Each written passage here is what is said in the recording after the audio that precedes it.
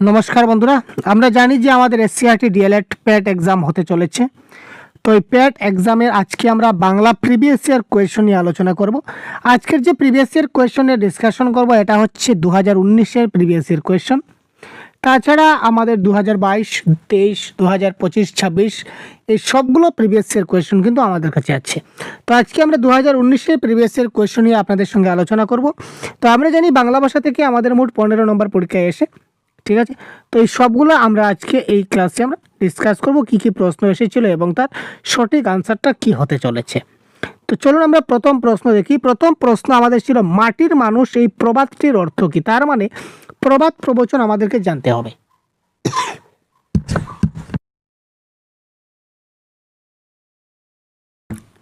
আমি যে আপনাদের ক্লাসগুলো দিই, ক্লাসগুলো আমি এই ধরনের আইডিয়া করি বা এই ধরনের ধারণা এটা জন্মাই আপনাদের মধ্যে যে এই যে প্রবাদ প্রবচন, আমি জানি যে মাটির মানুষ এটা কিন্তু পরীক্ষায় আপনার আসবে না। এইবার আপনি যে পরীক্ষা দিতে চলেছেন এটা আমি বলতে পারি যে মাটির মানুষ এটা কিন্তু আপনার আসবে না। কিন্তু মাটির মানুষ না এসে অনেক প্রবাদ প্রবচন তো আছে, এর মধ্যে যে কোনো একটা তো আসতে পারে গুরুত্বপূর্ণ দেখে। তো এই হিসাবে আমাদের কি করতে হবে? গুরুত্বপূর্ণ কিছু প্রবাদ প্রবচন দেখতে হবে, নাম্বার 1। ক্লিয়ার? তো এই প্রবাদ প্রবচনের অন্যটা স্পেশাল ক্লাস আমরা দিয়ে দেব, আপনারা পেয়ে যাবেন। তো এই মাটির মানুষটার অর্থ কি? মাটির মানুষ মানে হচ্ছে নিরীহ ব্যক্তিকে কি বলা হয় স্যার?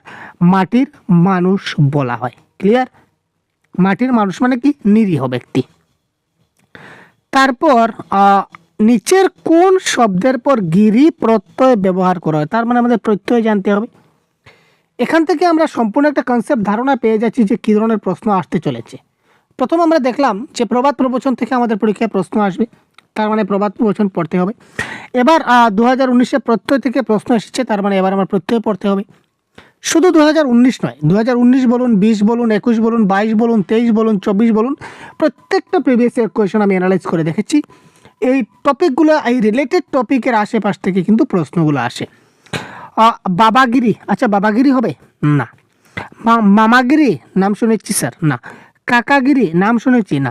কিন্তু আমরা দাদাগিরি তো অনেক শুনেছি। আরে ভাই, দাদাগিরি করতে আছিস নাকি?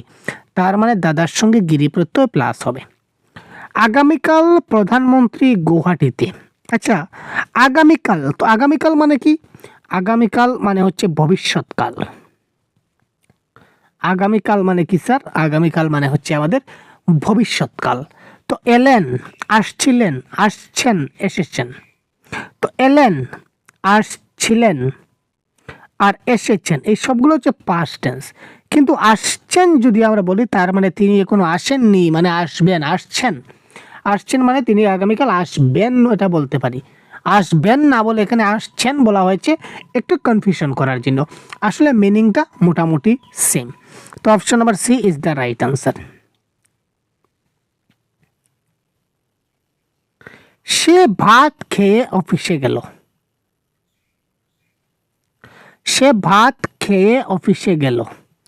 এখানে রেখাঙ্কিত পদটি কি ধরনের পদ? ভাত খেয়ে।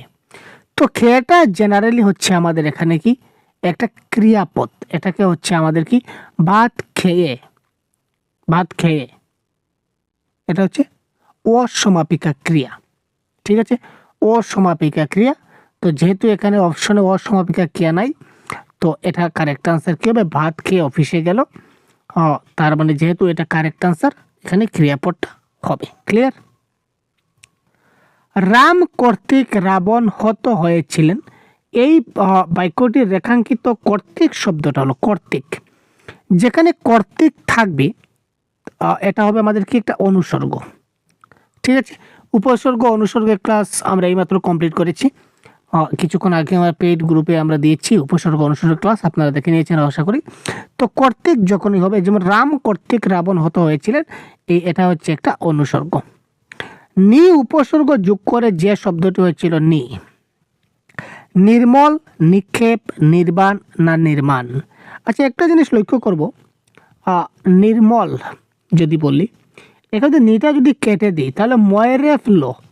আচ্ছা, ময়রেফ ল বলে কি কোনো শব্দ হবে? না। যদি বলি স্যার নির্বাণ, অপশন নাম্বার সিতে নির্বাণ আমরা ধরে নেই, নির্বাণ। নিটা যদি কাটি তাহলে বয়রেফ আকার ন, এটা দিয়ে কোনো শব্দ হবে না। যদি আমরা বলি স্যার নিক্ষেপ, নিটা কাটি তাহলে ক্ষেপ দিয়ে একটা শব্দ হতে পারে। ক্ষেপ, ক্ষেপের একটা নির্দিষ্ট অর্থ আছে, ক্ষেপে যাওয়া, বলি না ভাই খুব ক্ষেপে গেছেন তাই না, তো এই যে ক্ষেপটা রয়েছে, সুতরাং কারেক্ট আনসার হচ্ছে নিক্ষেপ। মাধ্যমিক পর্যায়ের ছাত্রছাত্রীদের মধ্যে তর্ক, আকস্মিক বক্তৃতা ইত্যাদির আয়োজন করলে তাদের মধ্যে প্রধানত কিসের বিকাশ হয়?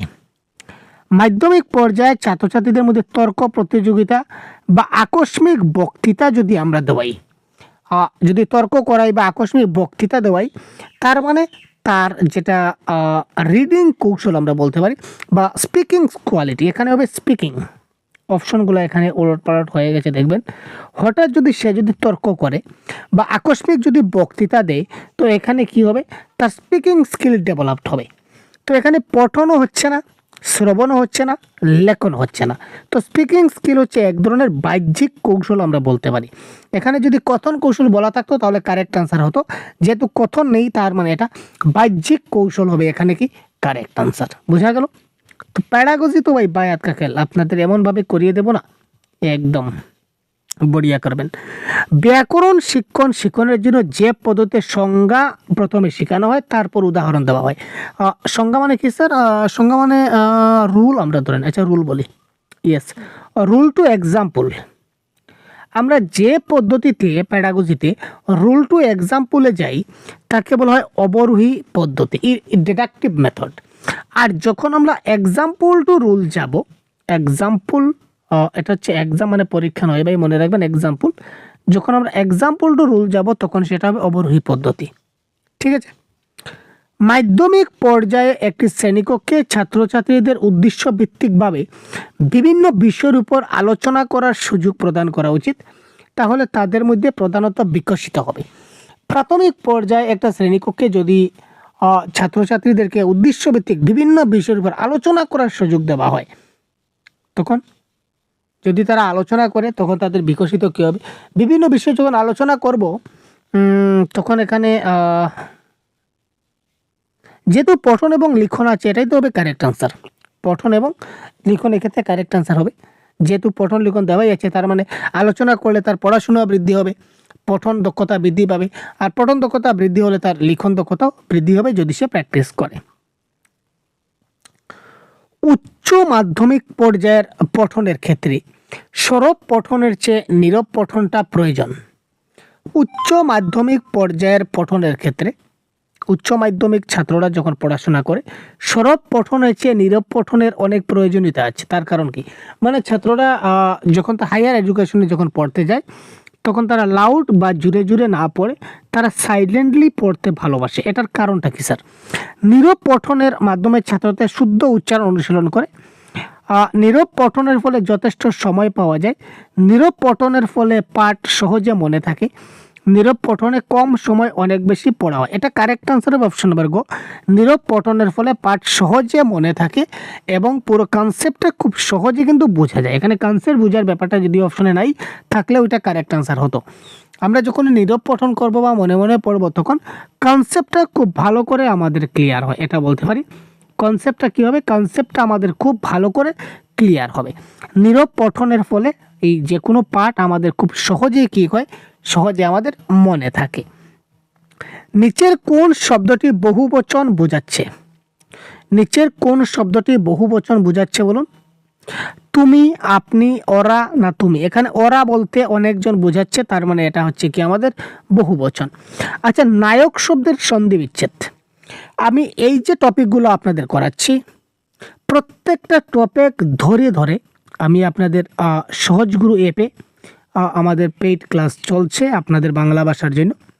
ঠিক আছে, মাত্র 199 রেস থাকবে, প্রাইস থাকবে মাত্র 199।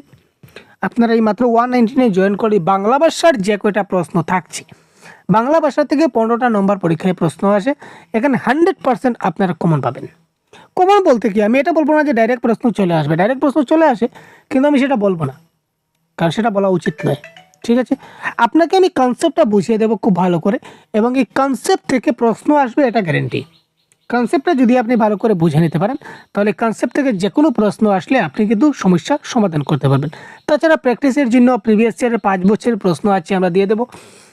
তাছাড়া বিভিন্ন নোটস আছে সেইগুলো দিয়ে দেবো, প্রত্যেকটা টপিকের ক্লাস আমরা দিয়ে দেবো মাত্র 199। যদি চান তো আপনারা এখনই প্লে স্টোর থেকে সহজ গুরু অ্যাপটা ডাউনলোড করে নিন। ডাউনলোড করলে আপনারা আপনাদের এই এসসিআরটি ডিএলএড প্যাটের কোর্সটা পেয়ে যাবেন। এই কোর্সে আপনারা জয়েন হয়ে যাবেন। আচ্ছা স্যার, সন্ধি বিচ্ছেদটা কী হবে? সন্ধি বিচ্ছেদের অনেক ক্লাস দেওয়া আছে ভাই, দেখে নেবেন। নায়ক শব্দটির সন্ধি বিচ্ছেদ হবে কি স্যার? হয় নায়ক।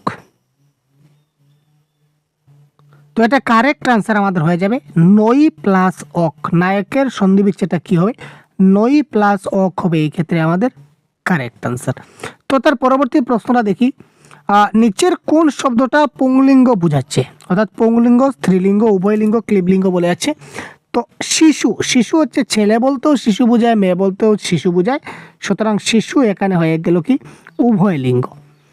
বালিকা, বালিকা মানে মেয়ে বোঝাচ্ছে, মানে এটা হচ্ছে স্ত্রীলিঙ্গ। সাম্রাজ্ঞী, এটাও মহিলা বোঝাচ্ছে, সুতরাং এটা হবে স্ত্রীলিঙ্গ। কিন্তু বালক বলতে এখানে পুরুষ বোঝায়, তার মানে এটা হবে কি পুংলিঙ্গ। Is the right answer of this question. বালক ইজ দ্য রাইট আনসার। আটপৌড়ে, তো আটপৌড়ের শব্দটির অর্থ কি স্যার? তো আটপৌড়ে মানে হচ্ছে সাদা মাটা যাকে বলা হয়। আটপৌড়ে মানে কি সাদা মাটা ইজ দ্য রাইট আনসার। নিরুক শব্দটির সন্ধি বিচ্ছেদ কী হবে? নিরুক, নিরুক শব্দটির সঠিক সন্ধি বিচ্ছেদ কী হবে? এটা কারেক্ট আনসার হয়ে যাবে নি প্লাস রুক is the right answer of this question. এখানে সবগুলোই কিন্তু নি প্লাস রুক, কিন্তু বানানগত সমস্যা আপনারা দেখে নেবেন। সন্ধি বিচ্ছেদে এই ব্যাপারগুলো খুব ভালো করে আমাদেরকে বুঝে নিতে হবে। তো এই ছিল আজকের আমাদের এই বাংলা ভাষা 2019-এর এসসিআরটি ডিএলএড প্যাটের প্রিভিয়াস ইয়ার সম্পূর্ণ কোয়েশন। তো এই ধরনের আরও প্রিভিয়াস ইয়ার কোয়েশন আমার কাছে আছে, আপনারা আমাদের অ্যাপে আপলোড করা আছে। আপনারা চাইলে আমাদের এই সহজ গুরু অ্যাপটা আপনারা প্লে স্টোর থেকে এখনই ডাউনলোড করে আমাদের কোর্সে আপনারা জয়েন হয়ে যান। কোর্সে আমরা টপিক ওয়াইজ প্রত্যেকটা ক্লাস এবং প্রত্যেকটা ক্লাসের নোটস আমরা প্রোভাইড করে দেব। সঙ্গে বিগত বছরের 5-6 বছরের প্রশ্ন আমার কাছে আছে, প্রত্যেকটা অ্যাপে আপলোড আছে। আপনারা জয়েন হওয়ার সঙ্গে সঙ্গে আপনারা দেখে নিতে পারবেন। তাছাড়া আমাদের ডাউট সেশনও থাকবে। তো আজকের ক্লাসে এই পর্যন্ত বিদায় নিচ্ছি। পরবর্তী অন্য একটা ক্লাসে এবার অন্য টপিক নিয়ে কথা বলবো। ভালো থাকবেন। জয় হিন্দ।